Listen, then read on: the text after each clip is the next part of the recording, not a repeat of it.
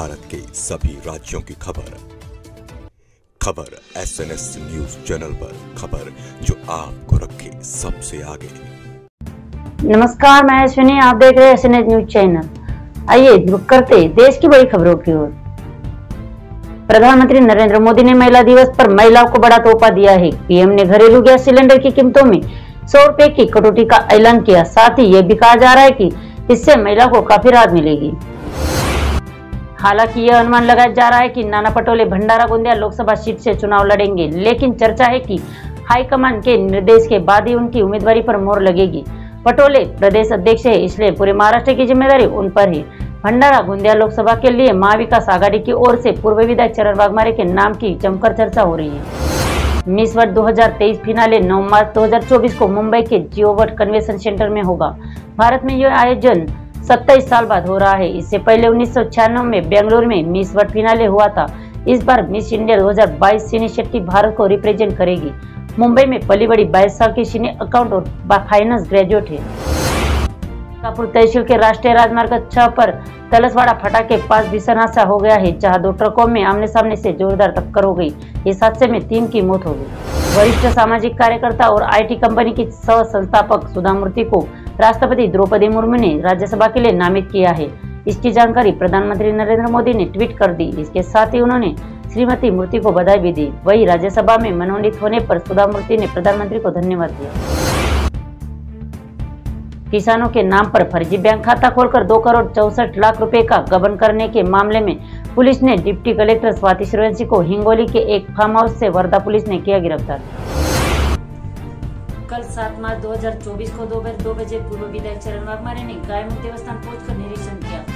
8 मार्च को महाशिवरात्रि के अवसर पर बड़ी संख्या में नागरिक दर्शन के लिए आते हैं और इसके लिए कई तरह के उपाय भी किए जाते हैं। पूर्व विधायक चरण वाघमारे ने निरीक्षण किया कि इसके अनुरूप कैसे कदम उठाए गए हैं। उस वक्त उनके साथ सामाजिक कार्यकर्ता और स्थानीय नागरिक मौजूद थे। दिल्ली के मुख्यमंत्री अरविंद केजरीवाल और पंजाब के मुख्यमंत्री भगवंत मान आज दिल्ली में आम आदमी पार्टी की लोकसभा कैंपेन की शुरुआत करेंगे।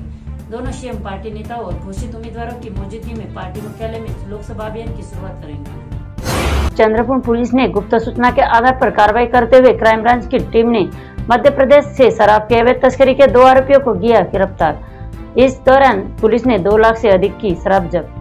भंडारा जिले के अंदरगांव में 7 मार्च को दोपहर 3 बजे तनस के ढेर में चना भुनने से भारी नुकसान की घटना घटी है। जिस स्थान पर तनस का ढेर रखे हुए थे वहां कुछ नागरिक चने भून रहे थे, तभी अचानक आग की चिंगारी तनस के ढेर पर उड़ी और ढेर में आग लग गई। इसी बीच देखा गया कि आग बड़े पैमाने पर लगी और किसान को काफी नुकसान हो गया। समय रहते फायर ब्रिगेड को बुलाया गया और आग पर काबू पा लिया है। विकास आघाड़ी के सीट बंटवारे पर वंचित बहुजन आघाड़ी प्रमुख प्रकाश अंबेडकर ने गुरुवार को खुलकर अपनी बातें रखी। कई जरूरी बातें शेयर की है।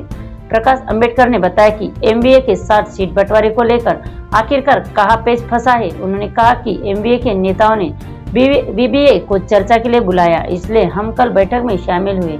इस बैठक में नतीजा निकला या नहीं निकला इसके बारे में वो बताएंगे, हम इस पर कुछ नहीं कह सकते। राजधानी में 24 घंटे बिजली और फ्री बिजली 31 मार्च 2025 तक के लिए बढ़ा दी गई है।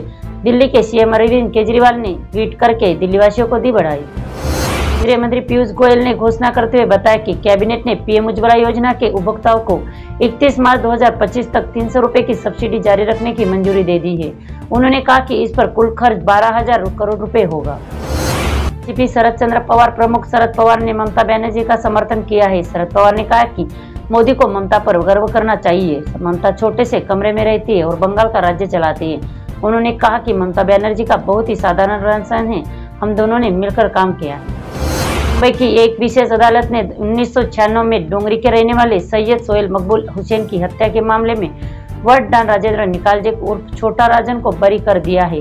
कोर्ट ने कहा कि सबूतों के अभाव के राजन को बरी किया जाता है। हालांकि अदालत ने राजन के पूर्व गुर्गे एजाज लकड़वाला उर्फ अज्जू को मामले में दोषी ठहराते हुए सजा सुनाई है, जो वारदात में शामिल शूटर्स के साथ था। नागपुर में एक साहसी और विघटनकारी कृत्य में एक साहसी बाइकर ने पुलिस आयुक्त डॉक्टर रविंदर सिंघल के आधिकारिक आवास के सामने एक संशोधित बाइक का उपयोग करके पटाखों जैसी कई आवाजें निकालते हुए बैंग बैंग कहा। इस घटना के परिणाम स्वरूप शहर की सड़कों पर यात्रियों के बीच अफरा तफरी और दहशत फैल गई। कमिश्नर सिंघल के आदेश के बाद ट्रैफिक पुलिस की त्वरित कार्रवाई से बाइक सवार को गिरफ्तार कर लिया गया है। आरोपी की पहचान जामता के परसोड़ी निवासी प्रिंस नागेश्वर शुक्ला 19 वर्षीय के रूप में हुई है। से एक और मामला सामने आया है, जहां वाठोदा इलाके में एक प्रेम त्रिकोण ने उस समय खूनी मोड़ ले लिया जब एक युवक की बेरहमी से हत्या कर दी गई और हत्या के रहस्य को पुलिस ने तेजी से सुलझा लिया। इससे पहले कि आरोपी गुरुवार सुबह शहर से भाग पाता, तीनों आरोपियों को गिरफ्तार कर लिया है। मृतक की पहचान रवि उर्फ आर्यन गरीब साव 26 वर्षीय के रूप में हुई। 18 साल की एक लड़की ने घर में फांसी लगाकर आत्महत्या कर ली। दिल दहला देने वाली यह घटना प्रतापनगर थाने के गोपाल नगर इलाके में हुई। इस घटना से परिवार को बड़ा झटका लगा है। इतनी कम उम्र की बच्ची को फांसी पर लटकते देखना इलाके में आक्रोश है। निशीलाल संजय बागड़े 12 वर्षीय निवासी मृत लड़की का नाम जोशीवाड़ी है। साल भारत में 71वीं मिस वर्ल्ड प्रतियोगिता का आयोजन किया जा रहा है। मुंबई में होने वाली इस प्रतियोगिता में नागपुर डिजाइनर की ड्रेस को प्रदर्शित किया जाएगा। शहर की फैशन डिजाइनर प्रेरणा गुप्ता ने मिस वर्ल्ड प्रतियोगिता के लिए एक खास पोशाक तैयार की है।